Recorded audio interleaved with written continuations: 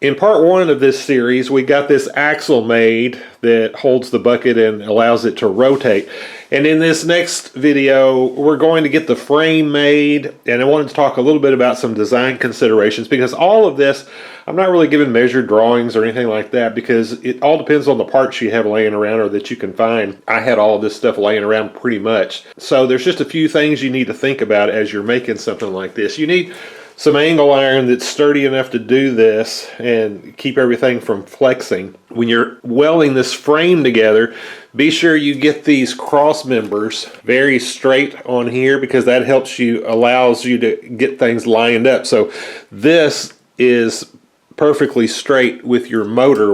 So you get everything lined up, then everything's going to turn properly. You want to make sure that you get your legs out far enough that they're going to support the load so it doesn't want to tip forward, and that they're out far enough that it doesn't want to fall to the side.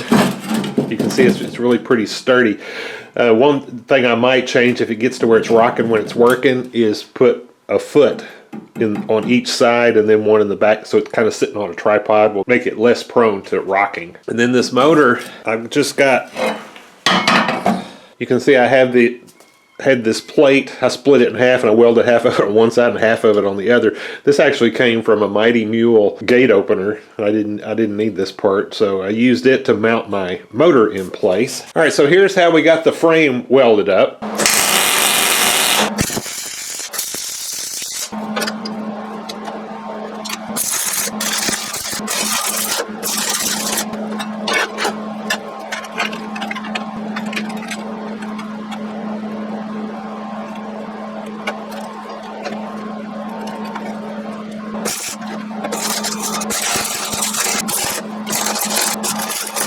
And then getting all the pieces together to put the bucket into the axle. Okay, so to line these up, if you remember when I first made the plate here, I put a tiny little hole in the center of it, and then I put a hole in the center of our pulley, and I just drilled a hole in the center of the bucket. So now I can line all of that up.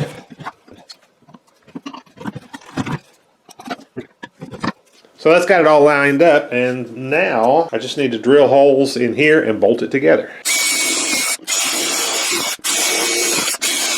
Okay, and then I put a mark on each part so that if I take it apart, I'll be able to get it back together in the right orientation very easily. All right, we've come to the time to put the axle in.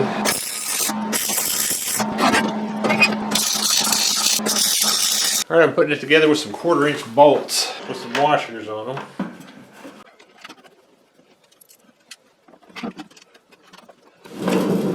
Alright, so there we go. I just got through packing these taper bearings and just wanted to show you how 3D printed a little grease shield. Now, this is not really a seal. It's not going to really keep any water or anything like that out, but it will keep, sawdust and stuff like that from getting pushed up in there, as it, if it falls down on there. And then I've just got a piece of pipe cut that goes up against that, and that pulls this pipe down so that top taper bearing gets tight, and then it pushes the bottom bearing up so it gets tight. And then just a little washer goes on that, and then I'll put a jam nut on there,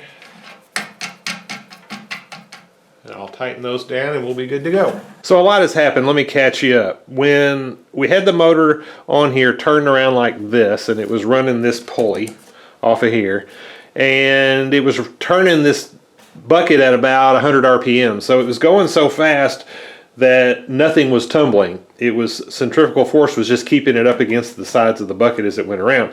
So I had to reduce the speed. So I turned the motor around the other way, and I built a reduction shaft right here. And I've got another video on how I made this, because I don't want to take the time in this video. It reduced a little more than half. So we're right at 40 RPMs now, and I'm pretty happy with the way it's turning now. I just 3D printed these pulleys, and I think they're going to last a long time. We'll just see how long they last. I can always make them out of aluminum later if I need to. I also packed the bearings down here at the bottom. I made some little grease shields. We are actually ready to start this thing and do some tumbling. Let me turn it on. So there it is running. As you can tell, it's very nice and quiet now. It doesn't have anything in it, so once it starts tumbling stuff, I'm sure it'll be a lot louder. But I didn't want like a drill or something like that running. It's got a really high-pitched, annoying noise to it, so I'm real happy with the setup now. Okay, so if we turn this to where the bucket is, I can put just really any 5-gallon bucket in there. Now this one, you just push it in and it holds it. I put some wood straps in here so it'll keep things from just sliding in the bottom of the bucket. I got to take that handle off. All right, let me get some wood in there.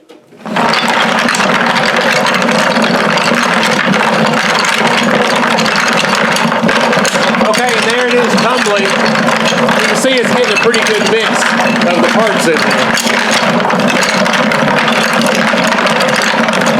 If anything, I'd like it to go maybe even a little bit slower, but I think I'm happy with that speed. All right, well, I hope this project was interesting to you. Thank you for watching.